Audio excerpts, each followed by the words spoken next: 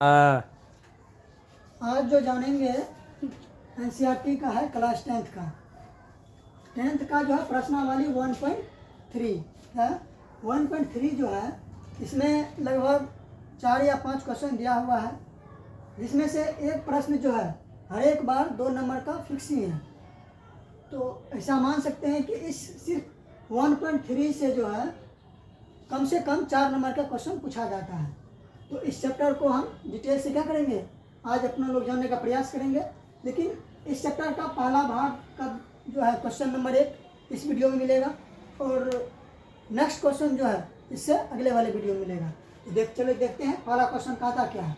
पहला क्वेश्चन कह रहा है कि सिद्ध कीजिए कि √5 एक अपरिमेय संख्या है। क्या कह रहा है? √5 एक अपरिमेय संख्या है। हम लोग बचपन से ही पढ़ते आ रहे हैं कि √5 क्या है, एक अपरिमेय संख्या है। तो आज मौका मिला है क्या चीज़ करने का, इसको प्रूव करने का। तो मानेंगे क्या मानेंगे, जो कह रहा है अपरिमेय तो मान लेंगे परिमेय। क्या मानेंगे, सिद्ध करने के लिए मानेंगे अपरिमेय, और परिमेय है तो मानेंगे परिमेय। तो लिखेंगे माना कि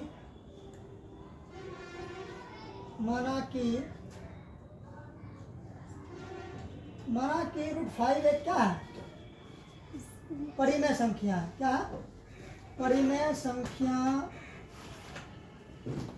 है। मान लिए, माने कि √5 एक परिमेय संख्या है। ठीक, जब भी √5 एक परिमेय संख्या मान ही लिए हैं तो √5 बराबर ये क्या होगा, p/q। बचपन से ये पढ़ते आ रहे हैं कि यानी कि परिमेय संख्या कौन होता है, जो p/q के रूप में लिखा रहता है। तो ये p/q जो है ये क्या है, p और q दोनों जो है क्या है, ये लिख लेंगे जहाँ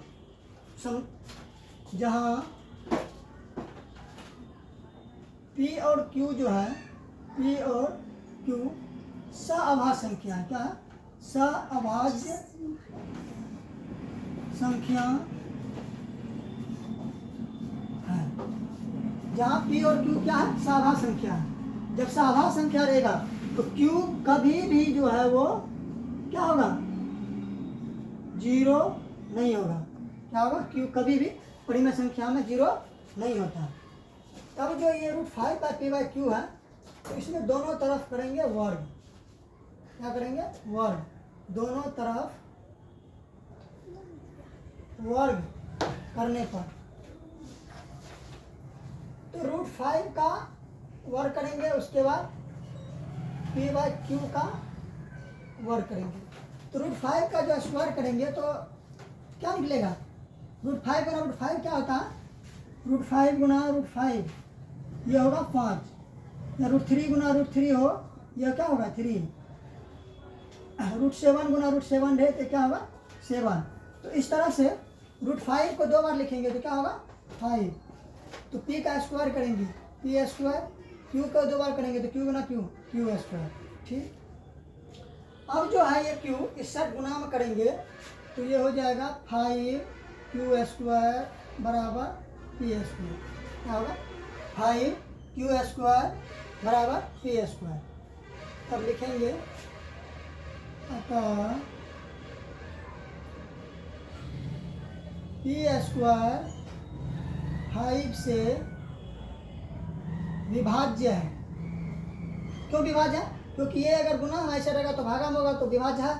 तो p² 5 से विभाज्य है। अगर p² 5 से विभाज्य है तो सिर्फ p भी तो विभाजित होगा। तो p भी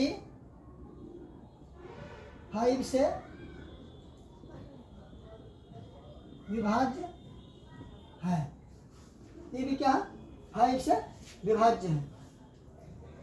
इसके बाद फिर से एक बार मानेंगे, क्या मानेंगे, जैसे p है तो p जिसमें जो विभाजित है उसके बराबर मानेंगे, p बराबर 5 के, जहाँ के नियतांक है। क्या के नियतांक है। फिर दोनों तरफ वर्ग करेंगे। क्या करेंगे, दोनों तरफ फिर वर्ग करेंगे। दोनों तरफ वर्ग करने पर, दोनों तरफ वर्ग करने पर, तो p का वर्ग करेंगे तो p स्क्वायर 5k स्क्वायर, कोई दिक्कत नहीं, दिक्कत होगा। तो p का स्क्वायर करेंगे तो p स्क्वायर होगा, और 5 का स्क्वायर करेंगे तो 25, और k का स्क्वायर करेंगे तो k स्क्वायर, तो 25k स्क्वायर।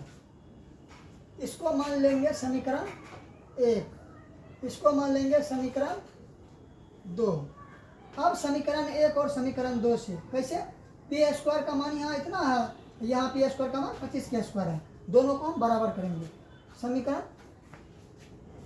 अब जो है, अब क्या करना है, समीकरण 1 और 2 से लिख लेंगे, समीकरण 1 और 2 से।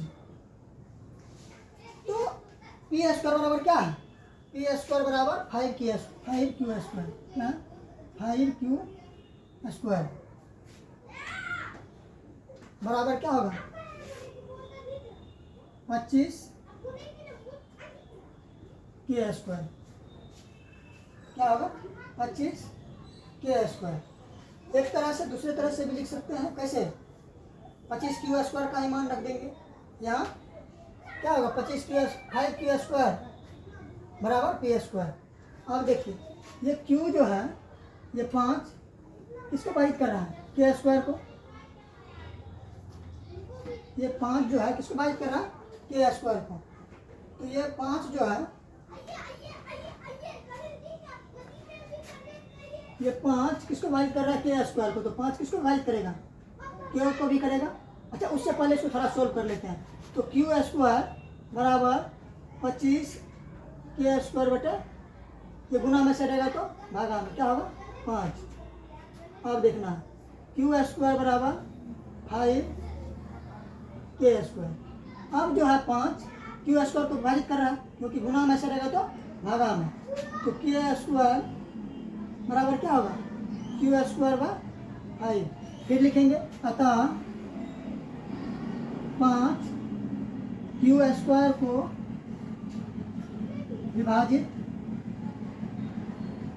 करता है, 5 जो है क्यू स्क्वायर को विभाजित करता है। तो 5 जो है क्यू स्क्वायर को अगर विभाजित कर रहा है तो क्यू को भी विभाजित करेगा, लिखेंगे इसलिए 5 क्यू को भी विभाजित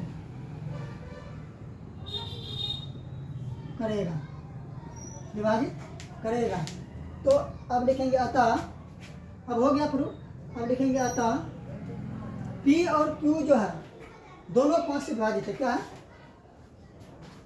देखिए 5 से Q विभाजित है अभी, और 5 से P भी विभाजित है।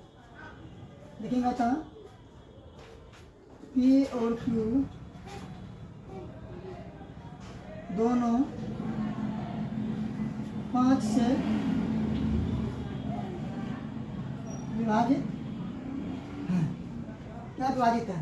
लेकिन हमने क्या माना था, लेकिन हमने माना है कि √5 एक परिमेय संख्या है, तो P और Q क्या होना चाहिए, सहभाज है, सहभाज होना चाहिए।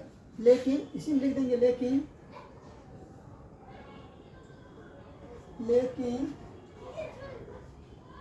हमने माना कि, लेकिन हमने क्या माना था, लेकिन हमने माना था कि P और Q सहअभाज संख्या है। लेकिन ये माने थे क्या, P और Q जो है क्या है, सहअभाज संख्या है, लेकिन यह सहअभाज है, तो ये मेरा मानना क्या हो गया, गलत हो गया, यह विरोधाभास हो गया। तो क्या हुआ, विरोधाभास हो गया। यह विरोधाभास किसके कारण हुआ, यह विरोधाभास अपनी गलती के कारण हुआ है। ये विरोधाभास किसके कारण हुआ? अपनी गलती के कारण हुआ, क्योंकि हम मान ही लिए थे। अतः √5 एक परिमेय संख्या नहीं बल्कि √5 एक अपरिमेय संख्या है। क्या? अपरिमेय संख्या है। हो गया ये प्रूव। ये फिक्स है क्वेश्चन जो है इस एक्सरसाइज से एक क्वेश्चन पूछेगा ही। कितना नंबर का? 2 नंबर का। और कम से कम जो है 2 या 3 ऑब्जेक्टिव पूछेगा ही। तो इसलिए बोर्ड के एग्जाम के लिए एक चैप्टर क्या हुआ बहुत इंपॉर्टेंट है। इसी तरह का जो है हर एक चैप्टर का एक एक वीडियो आएगा, चैप्टर बाय क्वेश्चन आए या चैप्टर बाय चैप्टर। इसलिए अगले वीडियो देखने के लिए चैनल को सब्सक्राइब कीजिए। धन्यवाद।